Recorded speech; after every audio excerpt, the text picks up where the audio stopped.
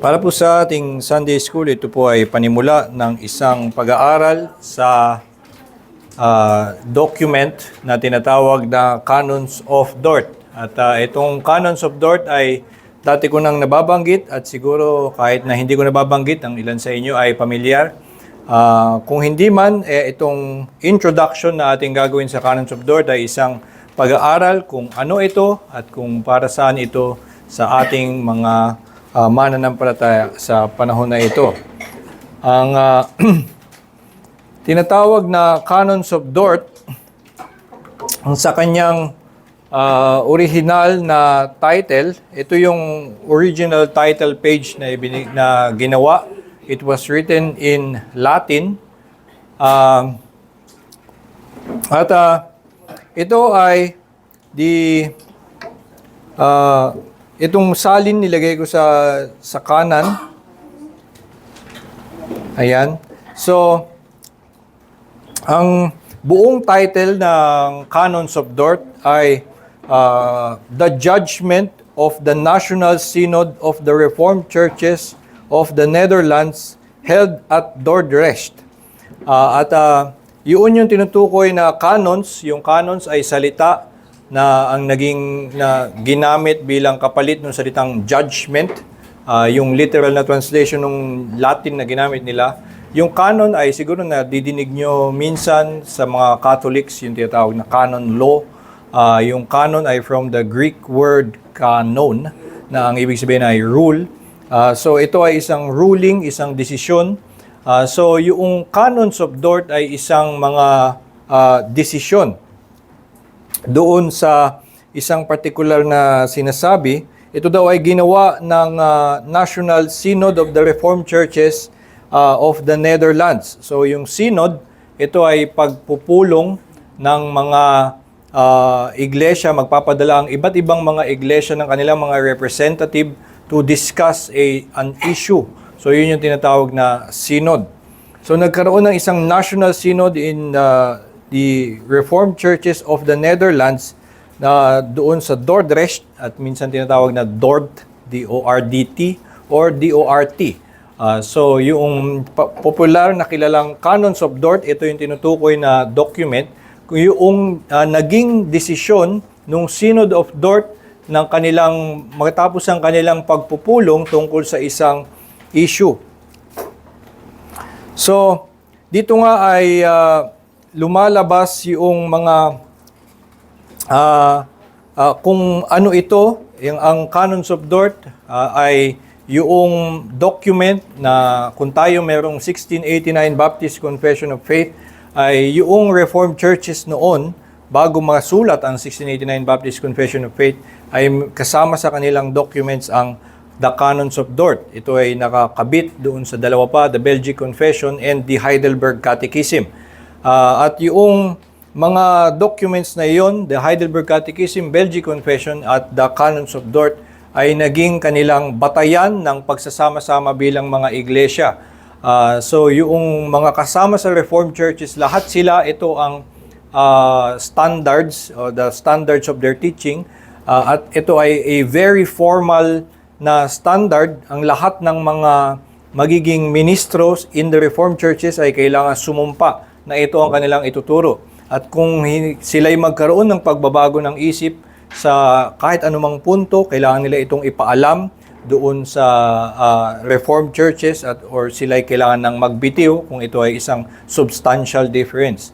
So ito ay a very formal document that regulates the teaching in all the Reformed Churches. Maliban doon, yung Heidelberg Catechism ay isang document na kanilang inaaral linggo-linggo. Ito ay yung catechism, talagang dinadaanan nila at pinag-aaralan nila. Ito ay divided intentionally into Lord's Days, in 52 Lord's Days, para ito ay pag-aralan. So itong sinasabi, it is the judgment of the National Synod of the Reformed Churches of the Netherlands held at Dordrecht in 1618 to 1619, at which were also present many distinguished Reformed theologians, Great Britain, Electoral Palatinate, Hesse, Switzerland, Wetterau, Geneva, Bremen, and Emden. Yung Wetterau, Bremen, at din ay mga cities in Germany.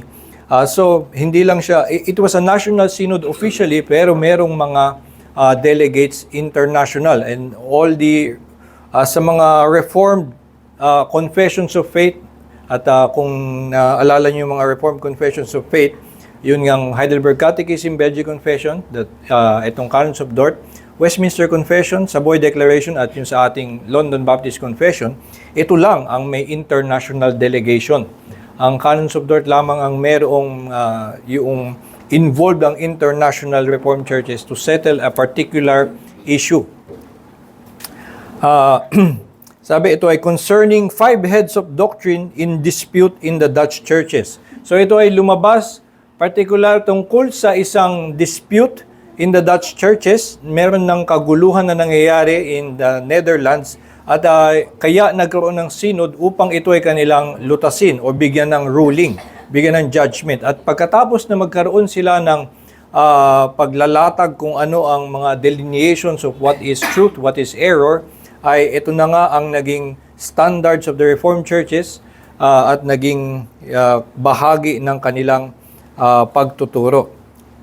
So ating ang titingnan ngayon, ano ang gusto kong ating maunawaan pa, ano ang history of the Canons of Dort, para ating maunawaan bakit ito makakatulong sa atin at bakit ito ang ating pag-aaralan sa mga susunod na linggo.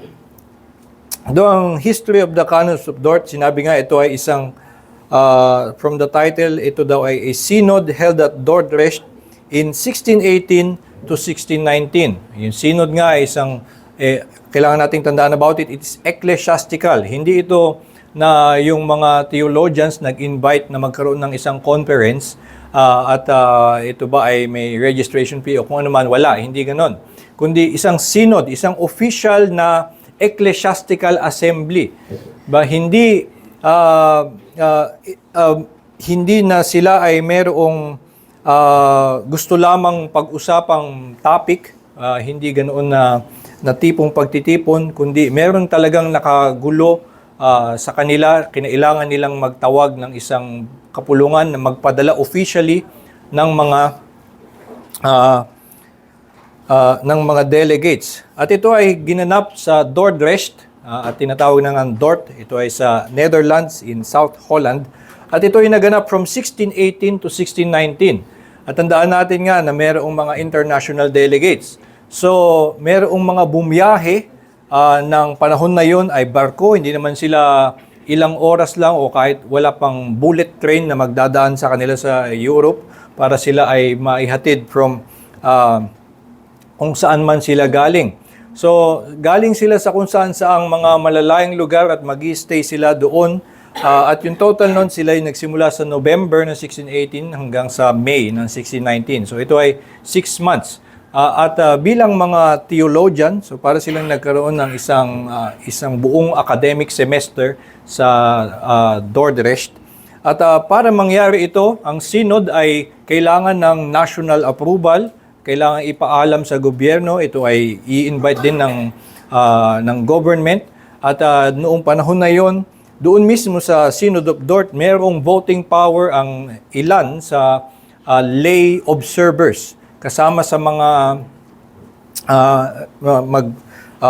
magmamasid lamang doon sa pagdedebate at pag-uusap ay ilang mga hindi theologian kundi mga civil officers. At maliban doon, mayroong mga total around 100, mamaya makikita natin. Pero ito yung synod na nangyari sa Dordrecht. At doon sa taon na 1618 to 1619 ay maaari tayong magkaroon ng picture kung ano ang itsura ng church doon. Dahil kung ating mga alam na taon, nung 1517, ay doon yung nangyari yung pagpako ni Martin Luther ng 95 Theses, and that is about 100 years bago nagkaroon ng more than 100 years bago nagkaroon nitong Synod of Dort. So noong ginanap ang Synod of Dort, lumipas na ang 100 taon na nag-alab ang apoy ng Reformation, kumalat itong pagbabalik sa Biblia at meron ng paglago, mabilis na lumago ang Reformation nung panahon na yon. So meron ng 100 taong na dumaan simula nung panahon ni Martin Luther. Noong 1536 to 1559 ay doon ipinublish ang 5 editions of John Calvin's Institutes of the Christian Religion. So noong first edition sa 1536, ito ay maikli lamang, halos isang gospel tract lamang na pinapaliwanag ang Apostles' Creed, ang Ten Commandments, and Lord's Prayer. So halos ganun lamang ang simula ng Institutes of the Christian Religion, at actually yung ibig sabihin ng institutes in Latin, it's like an introduction. So ang plano lang talaga niya, it was an introduction to the Christian religion. And it proved instantly popular. Kapag pagka-publish niya, ito talagang nakalat, ay kinailangan i-translate sa iba't ibang lengguwahe at ikinalat talaga sa iba't ibang mga bansa. So ganun nga ang interest noon in returning to the Bible. At immediately, dahil naubos yung mga copies, ay nag-expand agad si John Calvin into a second edition with 17 more chapters. And then later on, nag-expand pa siya, at yung copy na meron ngayon na ginagamit ng mga theologians ay yung, kung nakapunta na kayo sa library at nakita nyo yung dictionary doon na nakadisplay sa labas, ganun kalaki ang Institutes of the Christian Religion. So, ganun ang itsura ng copy ngayon. Ito na ay isang malaki at thorough, comprehensive na systematic theology covering everything. So, yung naging by 1559, meron na talagang malawak na influence ang Reformed theology through the book na Institutes of the Christian Religion. By 1561 ay meron ng the Belgic Confession. Yung Belgic Confession, ito ay isa doon sa mga naging hanggang ngayon ay doctrinal standard of the Reformed churches. Ito ay nag-express ng kanilang conviction on certain things, at nandun na ang mga seeds of what are the distinctives of Reformed doctrine. At 1563, meron na ding Heidelberg Catechism, at ito naman ay yung Belgic Confession ay nung ito ay kinalat sa mga Dutch. At yung Heidelberg Catechism, ito ay sa Heidelberg, sa Germany. Itong yung Catechism naman ay isang question and answer format. Yung confession ay may Article 1, Article 2 tungkol sa of God, sufficiency of Scripture. So, yung Heidelberg Catechism ay mayroong 129 questions na nagtuturo about the guilt of man, how to be saved from that guilt, and how to live in gratitude for being saved. So yung Belgic Confession at Heidelberg Catechism by 1563, it was already defining what Reformed theology and Reformed churches look like. Meron ng malinaw dyan na identity of Reformed churches, kaya nga sinasabi na yung synod was a synod of the Reformed churches. Sila kinikilala na with that name, even before gawin yung Synod of Dort, they were the Reformed Church. At yung Reformed Church ay humahawak sa Belgic Confession and the Heidelberg Catechism. Ito nga ay nangyari sa 1571, in the Synod of Emden. Emden is a city in Germany na mayroong mga exiled na mga theologians. Nung panahon na ito, ang pagiging isang Protestant at ang pagiging isang Calvinist ay illegal. So sila ay na-exile, napupunta sila sa kung saan-saan. Yung nagsulat ng Belgic Confession ay was sentenced to death in 1567. So yung ganoon ang kalagayan noon kapag ikaw ay magkaroon ng Calvinist faith. So in 1571, mayroong mga 27 exiled theologians na nagtipon sa Emden, at doon nagkaroon ng founding of the Dutch Reformed Church. At ito yung humahawak, kanilang kinilala yung Belgic Confession at yung Heidelberg Catechism as their standard na maging sukatan ng pagiging minister in the Reformed Church. At ito yung kailangan nilang panghawakan na ituro kapag ikaw ay magiging minister in the Reformed Church. So by 1571, meron ng Reformed identity, meron ng Reformed Church, meron ng napakaraming development in Reformed theology.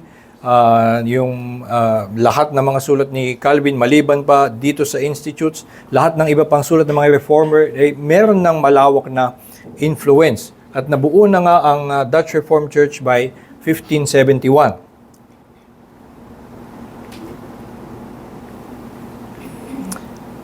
Pero ang nangyari nga ay nagkaroon ng dispute in the Dutch churches. So sinasabi na yung Canons of Dort ay kaya sila nagkaroon ng synod noong 1618. There was a 5 heads of doctrine in dispute in the Dutch churches. At ito ay para malaman natin kung saan ito nagsimula ay noong 1588, 1571 nagkaroon ng Synod of Emden, nabuo ang Dutch Reformed Church. Noong 1588, si Jacobus Arminius was ordained in Amsterdam as a Dutch Reformed minister. So siya ay naging minister doon at the recommendation of many of his professors, including Theodore Beza, one of the reformers, at estudyante ni John Calvin. So si Arminius ay estudyante ni John Calvin. Si Arminius ay nag-aral sa University of Geneva. Yun ay yung university founded by John Calvin. Even now, it is named after him, or na kinikilalang siya yung founder ng historic university. So nag-aral siya doon under Theodore Beza, at by 1588 nakatanggap nga siya ng ordination to be a minister in Amsterdam. Pero eventually in his ministry ay nagkaroon ng mga questions and controversies regarding his ministry, particularly sa kanyang pangangaral, and he was preaching through the book of Romans. Noong sa 1591 nagkaroon ng mga controversies about his teaching on Romans 7.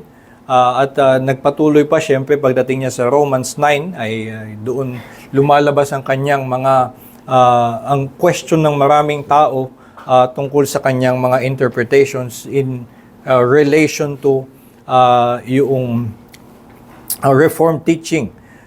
Pero hindi pa nga ito formally nagkakaroon ng charge against him dahil ito ay mga subtle differences.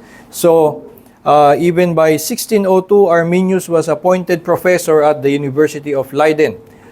So yung sa University of Leiden ay doon nagkaroon siya ng expanded na influence, at nagkaroon din siya ng mga students who admired him, and even later on ang kanyang pinakamatinding kalaban, kadebate, si Gomarus, na nauna doon bilang isang professor sa University of Leiden, was welcoming of him at the time. Pero yun nga, eventually ay lumalabas ang kanyang mga paglihis mula sa Belgic Confession and the Heidelberg Catechism. Ito'y hindi pa openly nilalabas kung ano ang kanyang paglihis, pero sa kanya lamang pangangaral sa Scripture at sa kanyang pagtuturo, meron siyang spirit of always asking. And tingin ko lagi naman, sincere lang naman siya, tinatayuan lang niya kung ano ang kanyang paniniwala at sa kanyang nakikita. Pero siya nga ay lumilihis na from the Heidelberg Catechism and from the Belgic Confession, kaya at least hindi siya dapat nag-represent ng what is the Reformed teaching.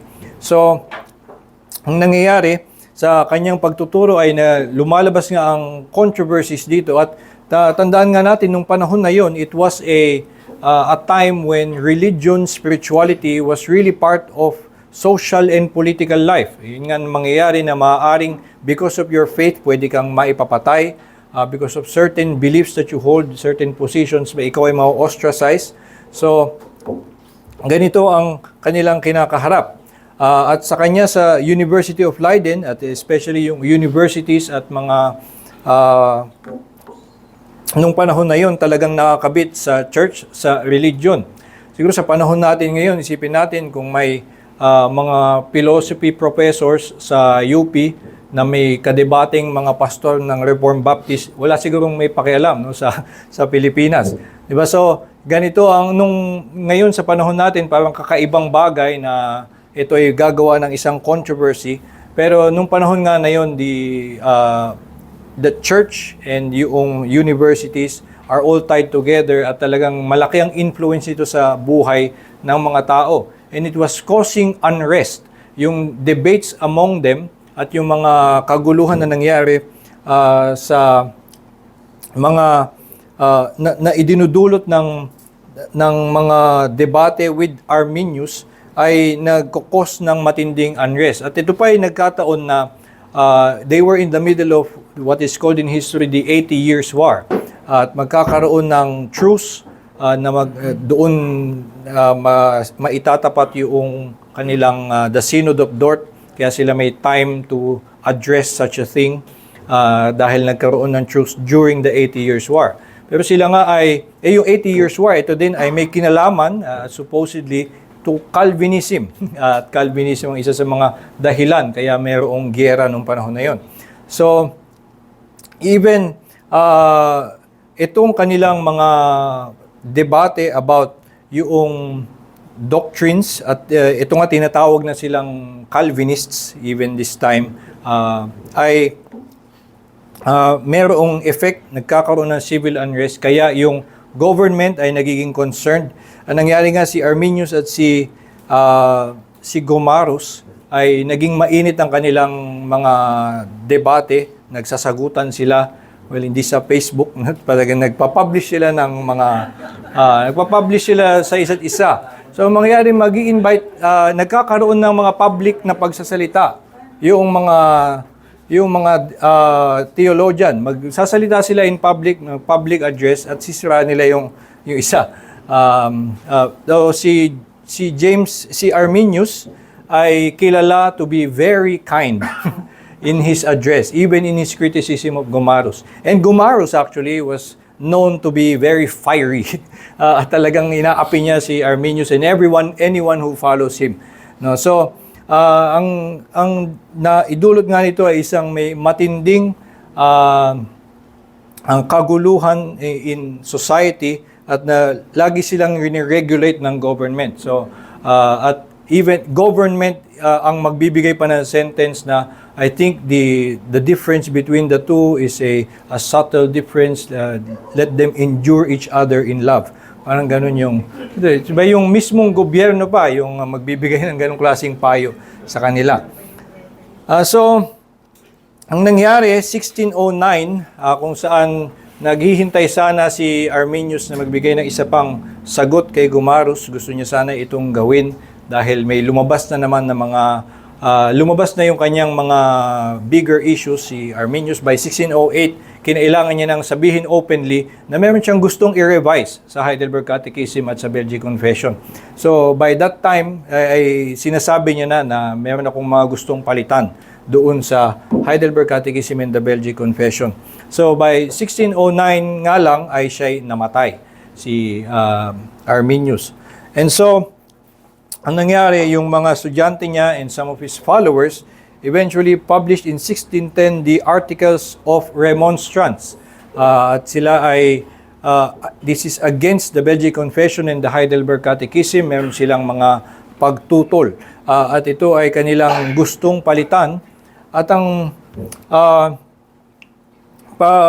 since 1610, ito ay sinubukang i-address many times, gumawa ng Articles of Counter-Remonstrance, pero eventually nga ay hindi talaga na nagkakaroon ng resolution at walang nag-give way doon sa dalawang panig. So it took from 1610 at doon nga nangyari na yung 1618 ay nagkaroon ng Synod of Dort.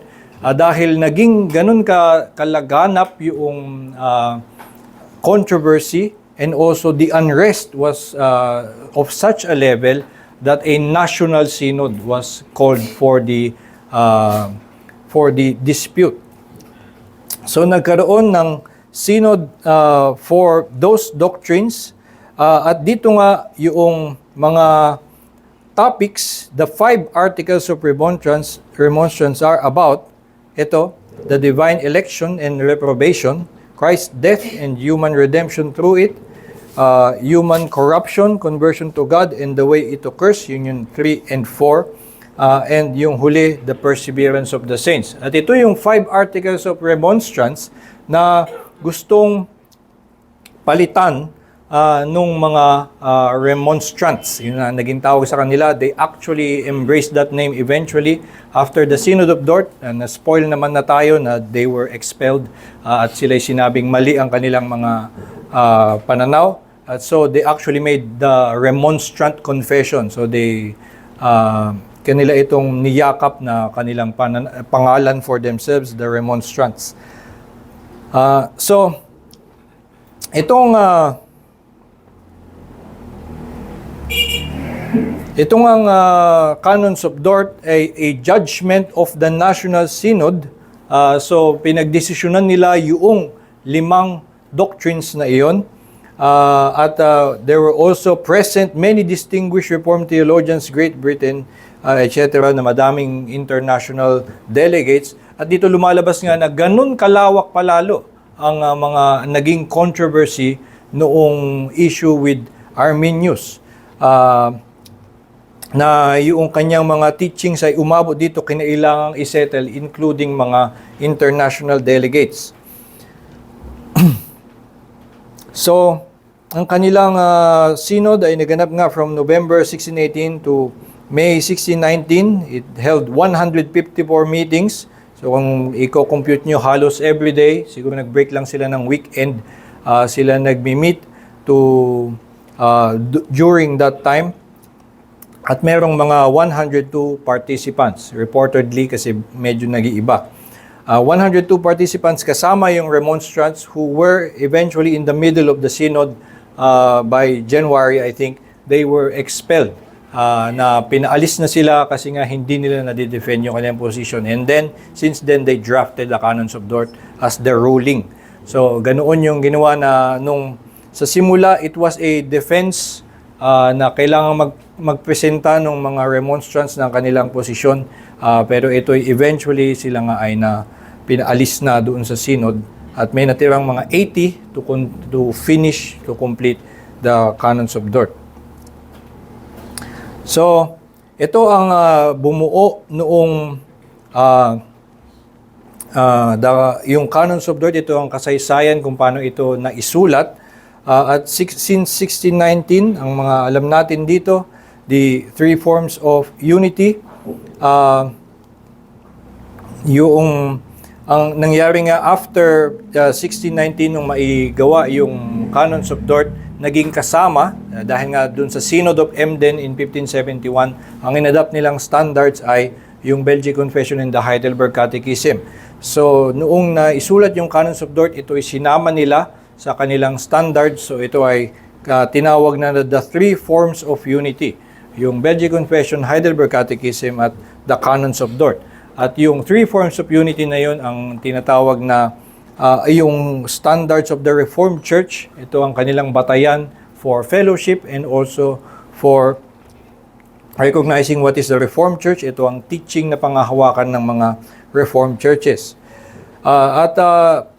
Pagkatapos ng since 1619, alam natin na doon pa lamang maisusulat yung mga English confessions, yung Westminster Confession ng 1646, yung Savoy Declaration ng 1658, at yung Baptist Confession noong 1677-1689.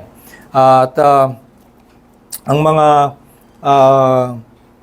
mga confession na ito in English were very influenced by the Canons of Dort. Madami sa mga sinabi nila and language nila doon I would not have been said that way if not for the Synod of Dort.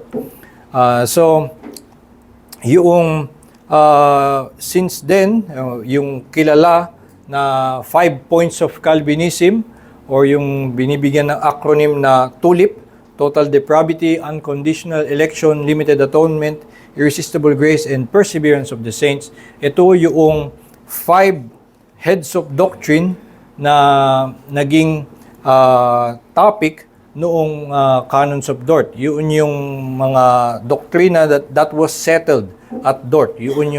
Doon ito na i-decide na to be expressed that way.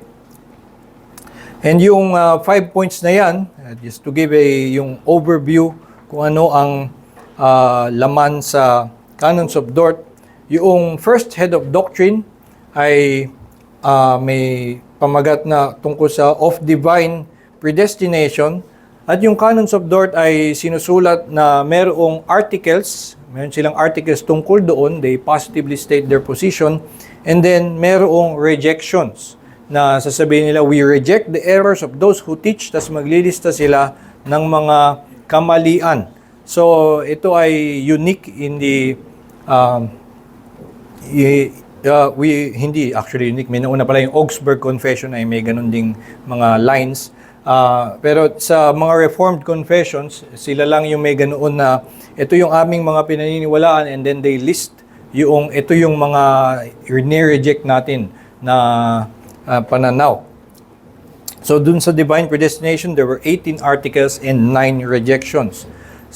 Of the death of Christ and the redemption of men thereby, may 9 articles and 7 rejections. So of the corruption of man, his conversion to God and the man thereof, that lagi talaga siyang nakalagay lang na the third and fourth heads of doctrine. Ito ay may 17 articles and 9 rejections. And then the fifth head of doctrine of the perseverance of the saints, mayroong 15 articles and 9 rejections. At itong 5 na ito, nakilala nga natin bilang tulip o yung 5 points of Calvinism. Una, kung titignan natin yung kanilang pagsasaayos, ay hindi tulip, kundi magsisimula sa ULTIP, ultip. So, ito ang kanilang order na diniskasyon. At pangalawa, naunawaan natin from history na hindi ito a summary of Calvin's favorite teachings. So, hindi ito na in Calvinism, ito ang 5 na kanyang paboritong ipaglaban. Kaya ito ang naging 5 points of Calvinism. Or hindi na isip na yung mga Calvinist, ito ang kanilang the most cherished points of their life. Hindi ganoon ang pinagmulan bakit itong 5 ang naging tinawag na 5 points of Calvinism. Kundi dahil ito yung 5 na kinwestiyon ng mga Arminian. Dahil meron silang inangalan at ito'y dinicide doon sa Synod of Dort, at sa kanilang pagtugon at tinugon nila ang bawat isa, yun yung naging 5. At yung kanilang defense of those 5 points, yun ngayon yung tinatawag na the 5 points of Calvinism. So, ito nga ang Canons of Dort since 1619, naging bahagi ng 3 forms of unity until today. The Dutch Reformed Church, meron pa din silang, tinatawag pa din silang the Dutch Reformed Church. At yung Dutch Reformed Church as founded in 1571, ay nagkaroon na ng madaming mga supling, ay mga umusbong sa kanila, na simula sa mga paghihiwalay, sa mga madami pang pagkalat, yung mga migrations from Netherlands, mga pumuntang Amerika, and they were still named the Dutch Reformed Church. And even today, mga churches dito sa Pilipinas that adopted the 3 forms of unity call themselves a Dutch Reformed Church. Or sila talaga yung original na matatawag na Reformed. Sila yung may proper name na Reformed. Kinukuha lang natin yung adjective na Reformed. Pero sa kanila, it is a proper name na they are a Reformed Church. So, yung yung 3 forms of unity, naging bahagi na nga ng kanilang standards ang Canons of Dort since 1619 sa lahat ng mga sumunod in that tradition. And also, yung mga Presbyterians, ang kanilang standards lagi ay Westminster Confession, pero madami sa mga Presbyterian denominations, including the International Presbyterian Church, the PCA, OPC, At madami sa mga Presbyterian seminaries like Westminster Theological Seminary, Westminster Seminary, California, at mga iba pa, they say that the Westminster Confession is our standard and the three forms of unity is our subordinate standard. So, they continue to stand on those other documents as well. At may pagkilala nga that there's a continuity from the three forms of unity and the English confessions. Kaya nga yung Westminster Confession and Catechism, yung Savoy Declaration and the Baptist Confession of Faith, they were all shaped by the three forms of unity. Itong mga ito were written again in a political situation. They were called by Parliament, yung Westminster Assembly, to draft a confession supposedly to alter the 39 Articles of the Church of England at to make a different group with a Presbyterian government. Nung nagawa itong mga ito, these theologians who wrote the Westminster Confession held to the three forms of unity. They were Reformed theologians. So sila ay actually very largely shaped doong the three forms of unity. So yun ang kanilang theology and kanilang ecclesiology was shaped by what was already formed in the Belgic Confession and the Heidelberg Catechism and the Canons of Dort. Kung titignan nyo din yung mga mismong theologians, isa-isa yung kanilang mga writings, yung sermons halimbawa ni Thomas Goodwin and the ones that are na popular ay very clearly inspired by the Belgic Confession. Yung kanyang mga language is nagmumula from words in the Belgic Confession at madami sa makikita natin directly sa kanila ay always writing against Arminianism. So until mga 1700s there was a continuing polemic against mga Arminian writings. So they were clearly shaped by the Canons of Dort at sila ay nag-stand with the Synod of Dort on those positions theologically. At ito nga yung mga tinatawag na the Doctrines of Grace, the 5 Points of Calvinism, and Tulip. At dito pa lamang ay ito yung maunawaan natin bakit natin ngayon ito pinag-aaralan. Madami sa mga Reformed ngayon, Reformed believers, mga members of Reformed churches, ang pinakadahilan bakit sila naging Reformed ay dahil na-expose sila sa 5 points of Calvinism. Usually yung mga nanggaling sa ibang church, ito ang nagiging dahilan para sila ay magkaroon ng interest na sumama sa isang Reformed church. Kapag naunawaan at natutunan nila ito, na bago ang kanilang isip, dito sila magsisimula at saka pa lamang sila makakakuha ng Reformed church. This is just a phenomenon that happened more recently since the 1900s. Kasi syempre, nung panahon ng mga reformers in the first 2 centuries of the Reformation, ang mga members of Reformed churches ay yung mga anak ng mga reformers at ng mga Reformed churches. Especially also since they practice pedobaptism, ay ganoon ang paglaganap at paglago ng Reformed church noon. Pero eventually, mag-iiba at nagiging ito ang entry point into the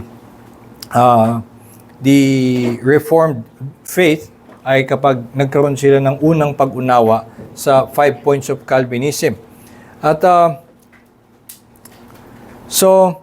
kaya natin gustong pag-aralan ang Canons of Dort at kaya ako gusto itong maibahagi na ating aralin ang Canons of Dort ay dito sa ating pag-appreciate of the importance of these doctrines, this particular 5 points of Calvinism na tinatawag. Ako I really do call myself a Calvinist, though not usually in the pulpit.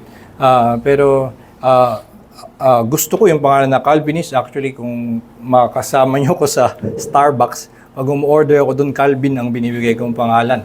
At saka kahit sa milk tea, pag bibigay ko pangalan Calvin. Kasi minsan pag binibigay ko yung pangalan ko IE, ay kung ano-anong mga naiisip nilang ilagay. Minsan Ike, minsan Eileen, o kung ano-ano pa na itatawag sa akin ng Starbucks. So binibigay ko pa ni Calvin. So talagang ako ay thorough Calvinist to my fingertips and even to my coffee. Ako ay isang thoroughgoing Calvinist. So pag nasa Starbucks kayo at may marinig kayo, Sir Calvin, ako yun. Baka makalaman yung nandun pala ako. Yung Calvinism, ito nga din ay precious doctrine sa akin, isang maganda at nakakapagdulot nga talaga ng pagbabago sa ating pagtingin sa Biblia, pag-unawa sa Diyos sa kanyang biyaya, at sa pag-aaral ng Canons of Dort, ay ito ang nais ko ang maibalik na tayo ay maliwanagan doon sa doctrines of grace that really cause us to have a deeper worship of God. Ang nga sinasabi sa Ephesians 1:3-6, Blessed be the God and Father of our Lord Jesus Christ, who has blessed us in Christ with every spiritual blessing in the heavenly places, even as He chose us in Him before the foundation of the world, that we should be holy and blameless before Him. In love, He predestined us for adoption to Himself as sons through Jesus Christ, according to the purpose of His will, to the praise of His glorious grace, with which He has blessed us in the Beloved. So dito ay ang pinaka-point ng sentence ni Paul is to praise God and to sing praises to God in this whole paragraph. Ito ay kilala na yung buong paragraph from verse 1:3 to 10 to 11, I'm not sure, ay isang sentence lamang. At ito ay isang singing of praise to God. At ang dahilan kaya siya nagpupuri sa Diyos ay dahil sa kanyang pag-unawa na siya'y pinili ng Diyos. At ito ang magandang ating maunawaan na in our study of the doctrines of grace, na yung pagpili ng Diyos sa atin ay ating ikinamamangha, ikinagagalak, at magdudulot ito ng pagpapasalamat at pagpupuri sa atin. Ito nga yung sinasabi ni Paul sa kanyang prayer, For this reason I bow my knees before the Father, from whom every family in heaven and on earth is named, that according to the riches of His glory He may grant you to be strengthened with power through His Spirit in your inner being, so that Christ may dwell in your hearts through faith, that you, being rooted and grounded in love, may have strength to comprehend with all the saints what is the breadth and length and height and depth, and to know the love of Christ that surpasses knowledge, that you may be filled with all the fullness of God. Ito nga yung bilang mga mananampalataya, meron tayong nakitang bahagi ng pag-ibig sa atin ng Diyos, na kahit tayong mga makasalanan, meron tayong kapatawaran sa pamamagitan ni Hesukristo. Sa ating buong buhay, ang ating hinahanap ay lalo pang mapalalim ang ating pag-unawa dun sa pag-ibig na natanggap na natin. At sa lalong paglalim ng ating pag-unawa sa kanyang pag-ibig ay mas lalong mag-uumapaw ang ating papuri sa kanya. So ito ang dalangin ni Pablo sa Ephesians 3:14, at ito ang layunin din natin sa pag-aaral ng doctrines of grace, na mas mapalalim ang ating pagtingin doon sa biyaya ng Diyos, at lalong tumaas ang ating papuri sa kanyang pagliligtas.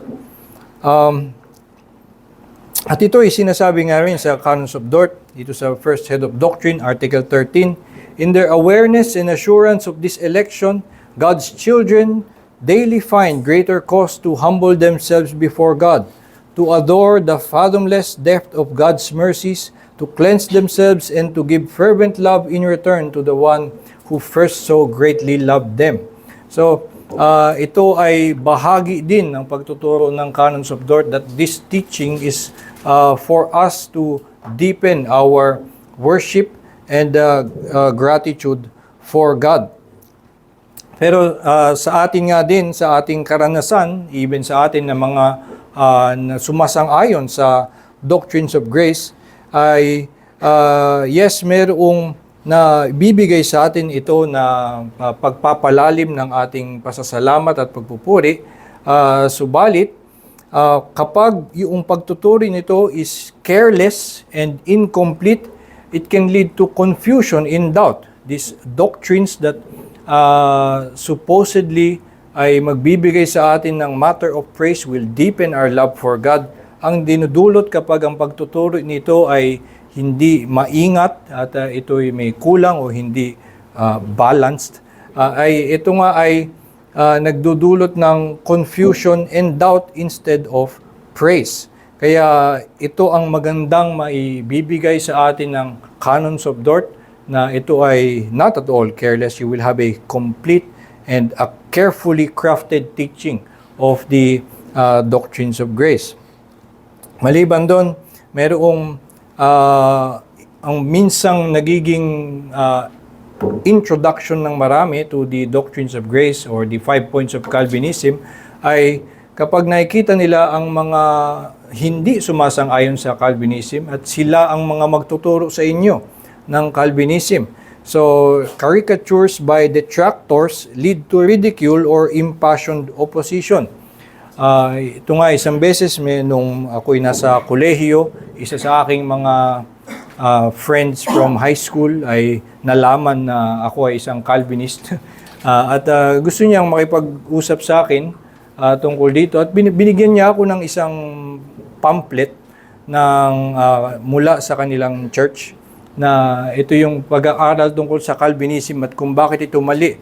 Tapos nung talagang umupo kami sa kantin, sa isang kantin sa aming college, at binasa ko talaga sa kanya isa-isa. Sige, okay naman akong tingnan kung ano ang sinasabi. At nung titignan ko, sabi ko, hindi naman ito yung tuturo namin. Nilista niya ang bawat isa, point 1, point 2, 5 points of Calvinism. At sa lahat ng dinescribe niya, hindi naman ito yung pananaw namin. So, sinong kalaban niya dyan? Yung ganun. So, ang nangyayari nga minsan, ang Calvinism na nai-introduce sa mga tao ay hindi naman yun talaga. Yung tinuturong Calvinism, hindi yun ang tinuro ni Calvin, hindi yun ang tinuro ng Canons of Dort. And it's not the doctrines of grace as held by the Reformed churches. So, ang nangyayari nga, ang nakukuha ng mga tao is a caricature na hindi naman accurate at all. So, ito ang maibibigay sa atin ng pag-aaral ng Canons of Dort, a accurate presentation of what is truly the teaching of the Reformed Church. At ito nga din ang isang minsang avenue na nai-introduce sa mga tao to Calvinism is in debates. And it is in debates that are not so edifying. At ang dinudulot nito ay division, dismissing if not deriding the doctrines. So, ang makikita nila, at ito uso sa akin ngayon, o siguro dahil lang din sa algorithm ng aking sariling Facebook, ay ang lumalabas sa aking page ay mga nag-aaway tungkol sa Calvinism. At so, may mga dumadami yung mga page dati, hindi ganito, hindi uso yan. Pero alam ko simula last year ay may sumikat na isang Facebook page na against Calvinism, at nagsilagana pa ang maraming mga ibang gumagawa, at ngayon sa tulong ng AI ay may kakabit ng comics ang kanilang mga paglaban sa Calvinism, at ito'y pinapakita at gusto nilang sabihin, itong Calvinism, ito ang tinuturo. Tapos may illustration na yung God of Calvinism, tinatry nilang i-depict as someone na nagko-control ng mga puppet. So, ito yung nagiging introduction ng mga tao sa what is Calvinism or the doctrines of grace in the context of hearing the unsavory debates from dalawang taong hindi nagtitimpi ng kanilang mga dila. So, ang kinakalabasan ay hindi natutuwa ang mga taong na-introduce at all to the issue. So, they either dismiss the whole conversation or deride the doctrines. At ito nga ang makukuha din natin sa Canons of Dort, na sa ating nakita in the Canons of Dort. They were very detailed, very careful, kaya merong napakaraming articles in all the 5 points. Usually, ang alam lang natin, di ba, ganun siya i-present. Total depravity. So, anong ibig sabihin total depravity? Ibig sabihin, you are totally depraved. Di ba sabi sa Romans 3, etc. So, ganun pa lang yung pagkaka-present and then isasara na, o ba't hindi ka maniwala? Hindi ka niwala sa Romans 3. Magbabangyan lang sila sa ganoong klaseng pag-uusap.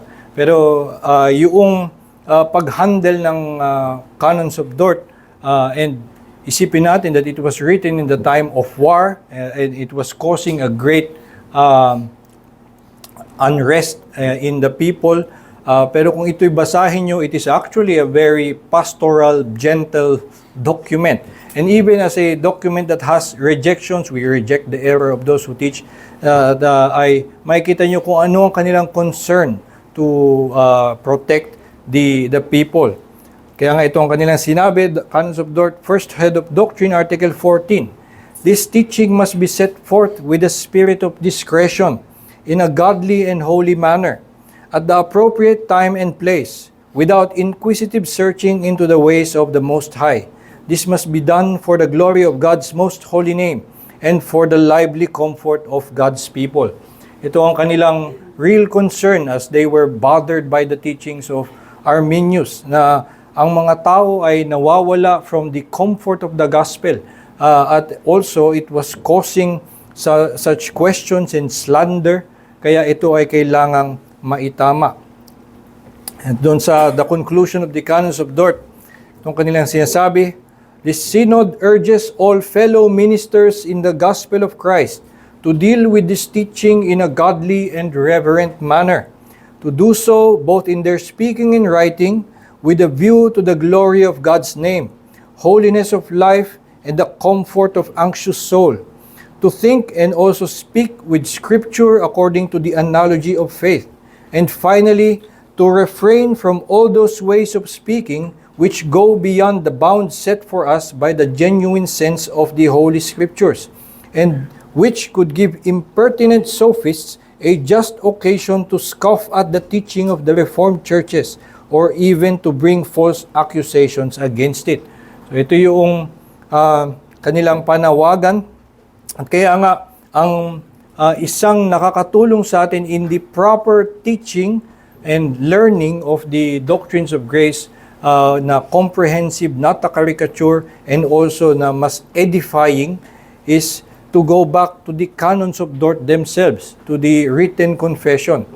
Sabi, therefore, the Synod of Dort, in the name of the Lord, pleads with all who devoutly call on the name of our Savior Jesus Christ to form their judgment about the faith of the Reformed churches, not on the basis of false accusations gathered from here or there, or even on the basis of the personal statements of a number of ancient and modern authorities, statements which are also often either quoted out of context or misquoted and twisted to convey a different meaning, but on the basis of the church's own official confessions.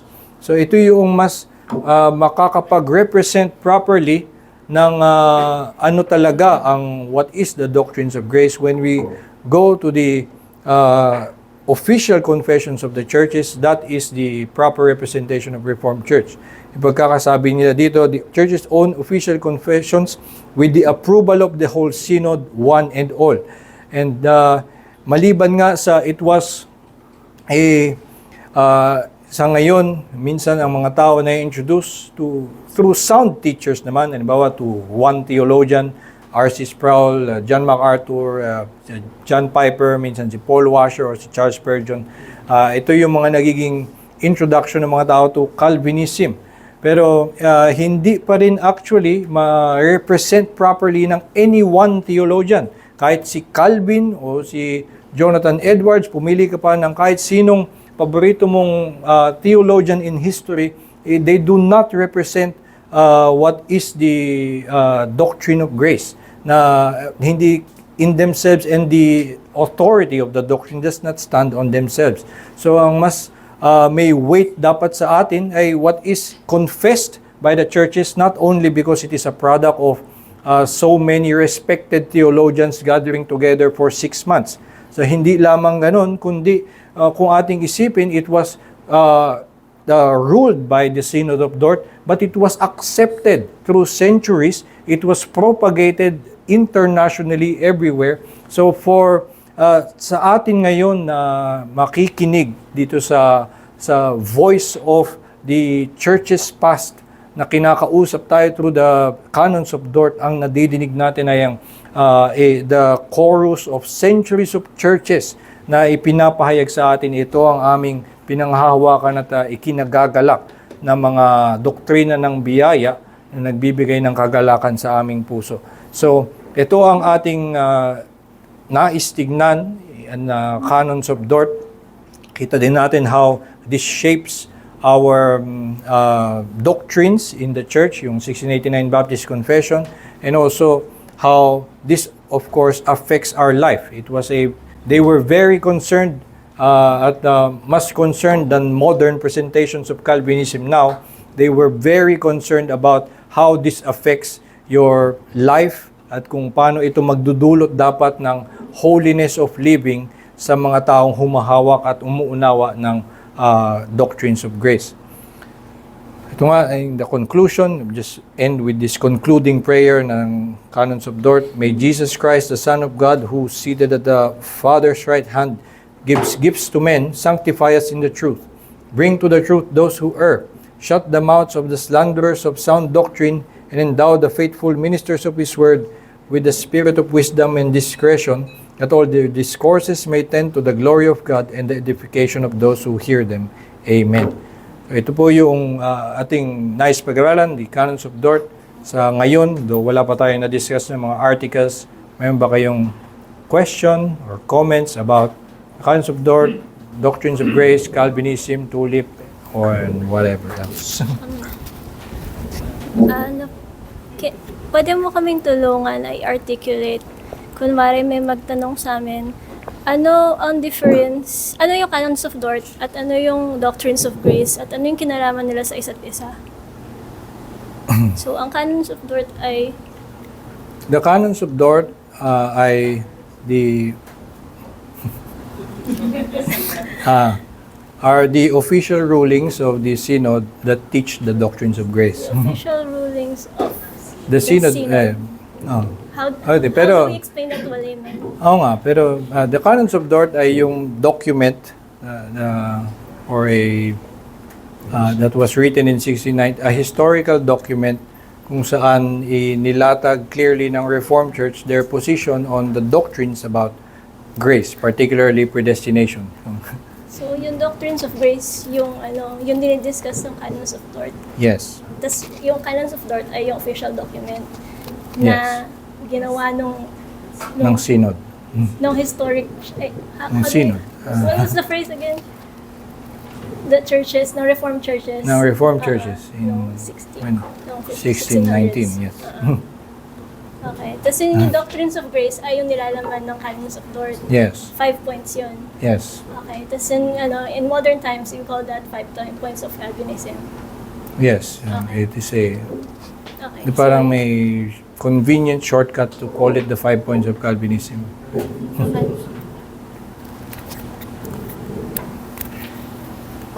Salamat dun sa lesson, Brother I.E.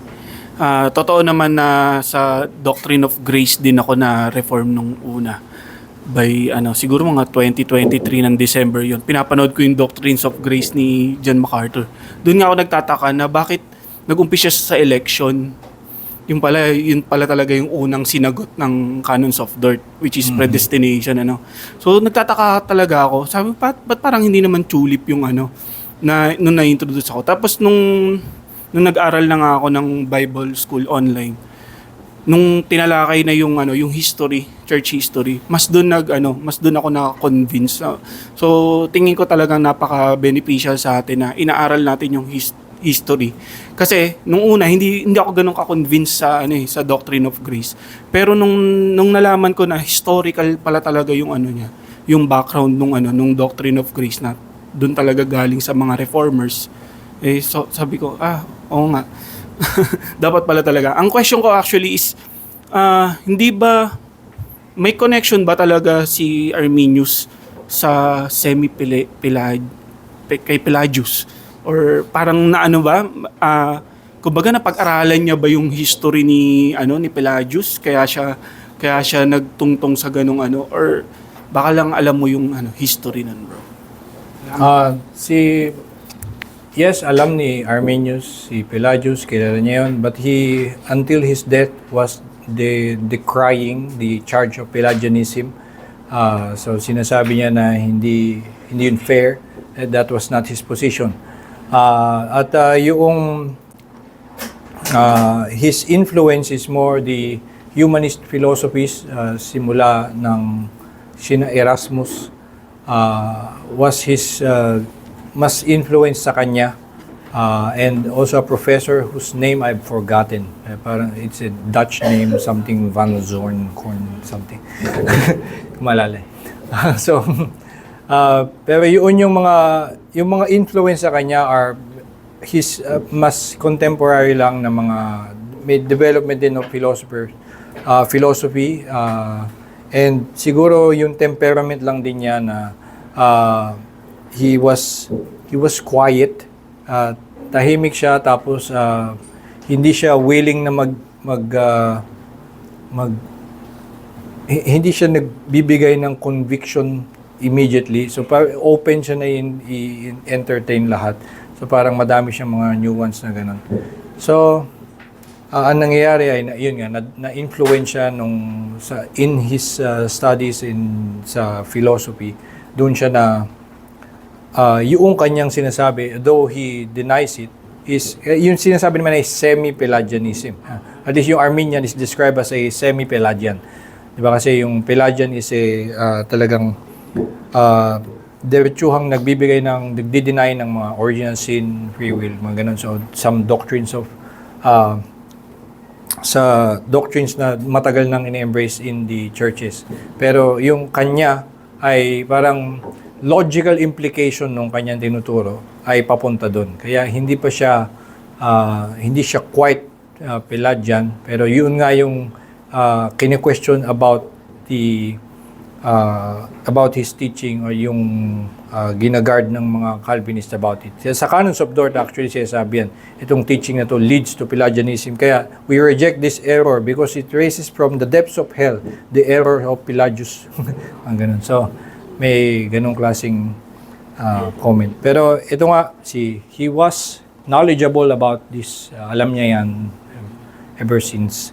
And ang pinaka nagbago sa kanya, or at least ang nagtulak sa kanya na maiba ang kanyang posisyon, ay immediately after being assigned, ordained to ministry in Amsterdam, he was assigned by the governor to address supralapsarianism. Ayun. Actually to defend supralapsarianism. Kasi yun yung pinanggalingan niya. Tapos may mga kumukontra sa supralapsarian position. Tapos nung tinry niyang, sabi niya, sige, di-defend ko, yun yung assignment ko eh.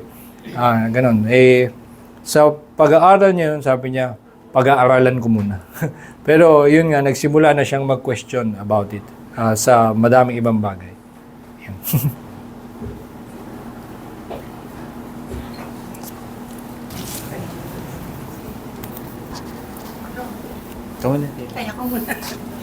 Thank you.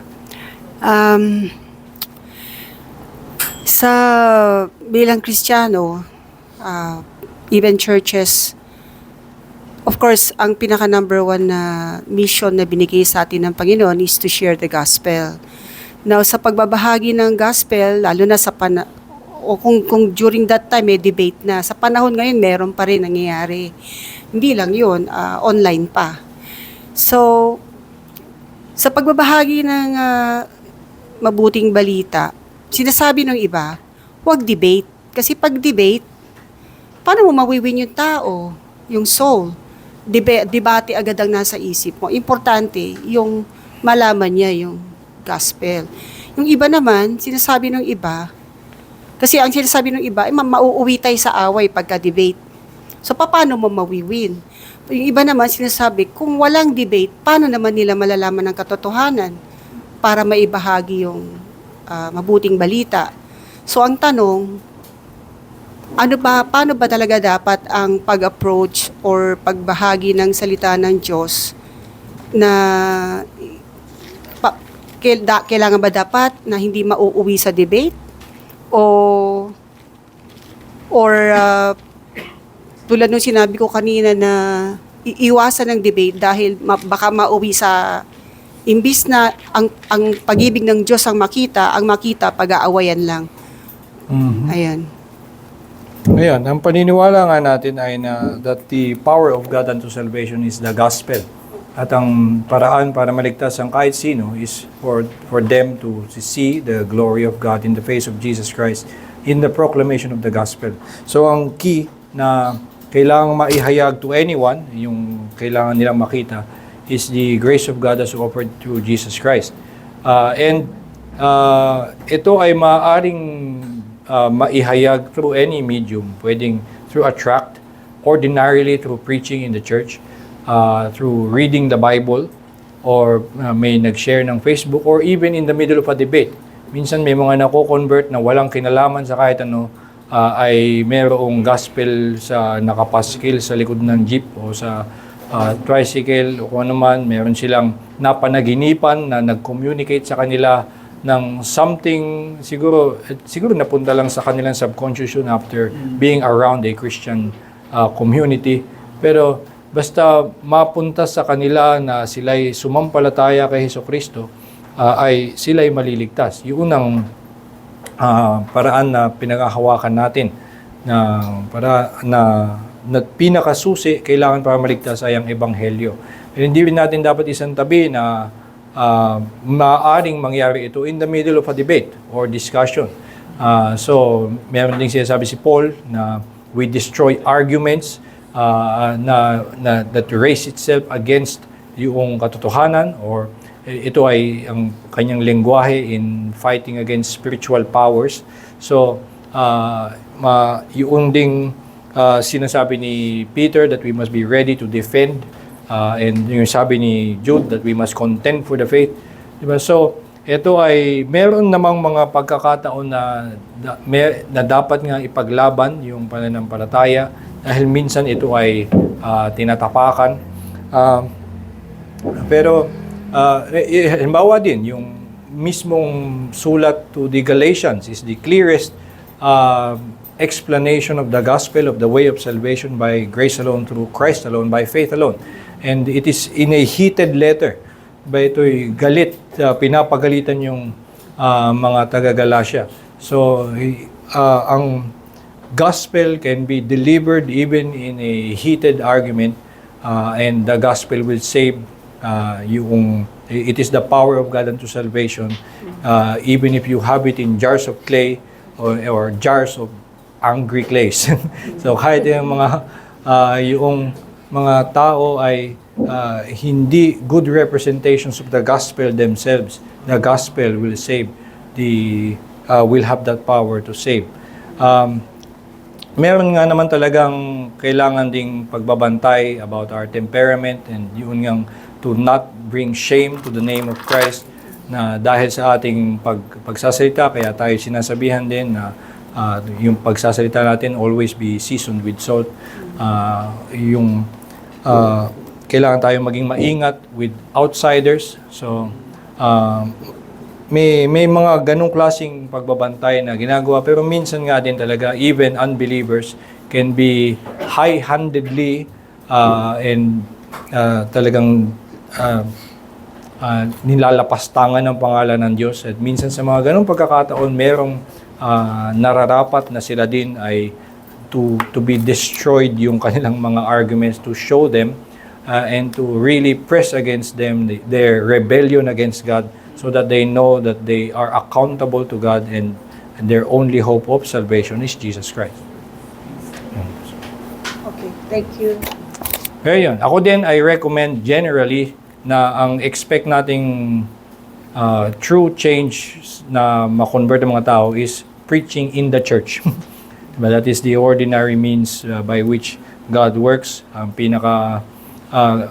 kung meron ding tao na gusto mong sigurong baguhin ang kanyang isip, rather than pagalitan siya, i-debate siya, mas sulit pa sigurong i-invite mo na sa church, and through the prolonged ministry of the word to the person, doon mas lalong mako-convince ang isang tao na siya'y magbago ang isip.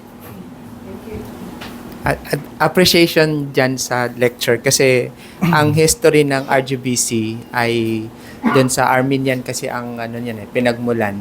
Pero nung na-introduce sa church yung Doctrine of Grace, at ito nga yung naging daan para dun sa Reformation. And at sana magtuloy-tuloy pa rin hanggang sa dumating na ang Panginoon. Ang isang naka-foresee ko pagkatapos na ma-discuss itong Canons of Dort ay more likely magkakaroon tayo ng confidence to share the gospel. Kasi nga, mas malinaw na sa atin and maaring magkaroon tayo ng parang one-on-one siguro sa mga kakilala, kaibigan. Kasi maliwanag na sa atin. Dahil para makikita natin yung article tsaka yung error. Yung gawing comparative discussion. So, yun yung naman isang nakikita ko at appreciation. Ang question ko ngayon ay yung mga nung panahon nila halimbawa noon nila Arminius, ang tanong ko nga ay meron ano kaya sila doon yung salvation ba nila ay sure yon since may kinalaman din yan sa kung paano yung paniniwala nila kung paano si Jesucristo ay niligtas nila through grace. Pero kung yung stand nila ay meron silang portion, may kasamang good works. So, ang tanong ko ay meron bang salvation kaya sila? Doon sa mga humawak noong turo na mali.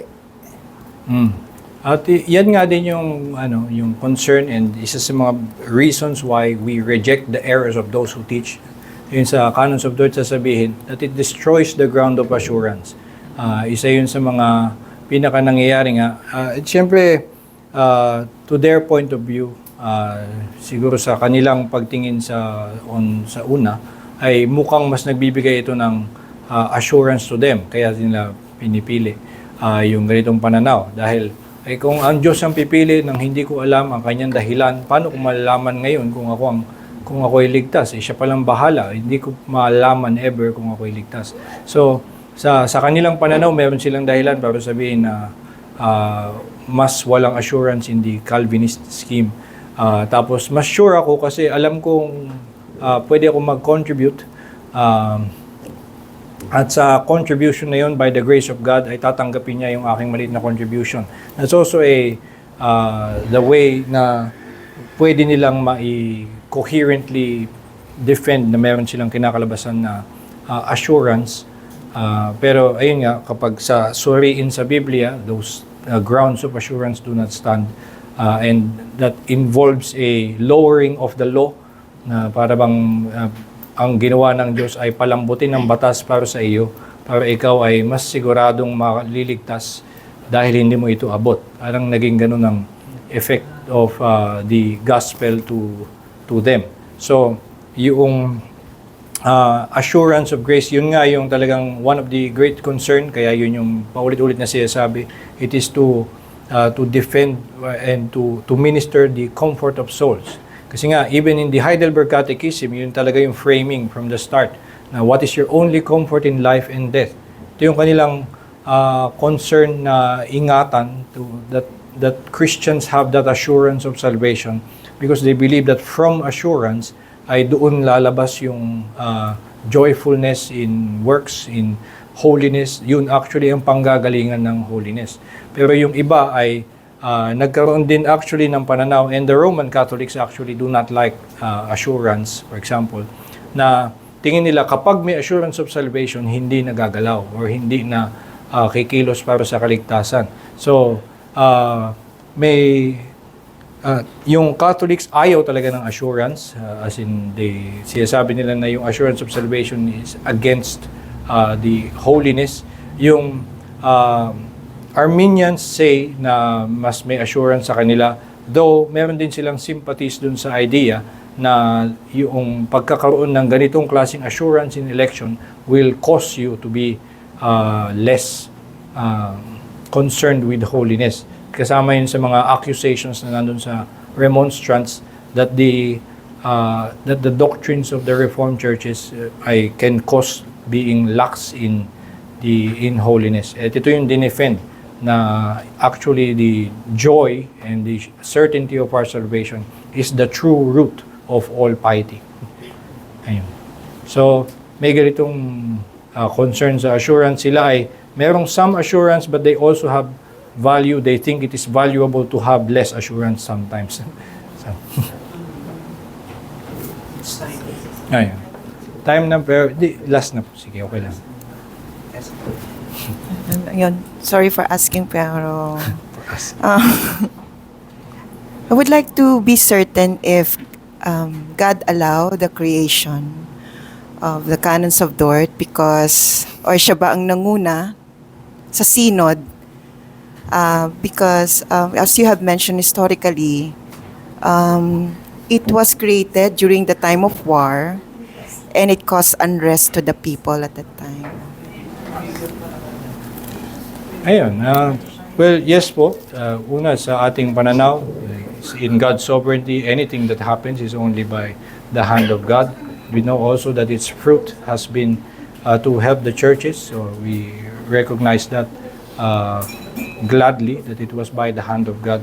At yung historically nga, yung unrest was caused by Arminianism. So yun yung nangyayari. And the resolutions and the judgment of the Synod of Dort helped na magkaroon ng pagsasaayos and also to defend the grace of God. And of course, we believe that that is by the hand of God, by the grace of God, that people are brought to this. Sa pananaw nga natin, as Calvinist, even just from the 5 points of Calvinism, we do believe that people are totally depraved and can only be extricated from their depravity by the irresistible grace of God working in them. Yun lang ang paraan para magdulot ito ng all the goods, the fruit of sanctification. So, itong mga pangyayari na mailiwanag ang canons of Dort, ang doctrines of grace, ay sa pamamagitan lamang ng biyaya ng Diyos. Kaya ito naibigay. So, definitely, we ascribe all this, ito'y sa kamay ng Diyos at sa kanyang biyaya na nagkaroon ng liwanag about the grace of God. Anyway, so ito po ang simula ng Canons of Dort, and in the next na pag-aaral ay magsisimula tayong pag-aaral the articles that they actually delineated as the rules of the Reformed faith. Anyway, tayo po ay manalangin. Ama naming Diyos, kami nagpapasalamat sa inyong salita na naghahayag sa amin hindi lamang ng inyong kalooban at ng aming mga kasalanan laban sa inyong batas, kundi na sa inyong biyaya ay naghayag ka ng napakalalim at dakilang biyaya na ipinapakita mo sa amin sa pamamagitan ni Hesus Kristo. Salamat nga Panginoon sa kasaysayan ng mga iglesia na nanindigan para sa katotohanan ng lalim ng inyong biyaya at hanggang sa panahon ngayon ay naingatan na ang inyong biyaya nga isang maluwalhating dakilang biyaya na dapat ikagalak ng lahat ng mananampalataya. Dalangin nga namin, Panginoon, na lalong maunawaan namin ang tamis ng inyong pag-ibig at lalo pa kaming mamangha sa kaluwalhatian ng inyong pagliligtas. At gabayan nyo kami sa lahat ng aming pag-aaral na gagawin tungkol sa paksang ito. Nang sa gayon ay ito'y magdulot lamang ng mas mainit na paglilingkod sa iyo at pasasalamat sa iyong pangalan. Ito po aming dalangin sa pangalan ni Jesus. Amen.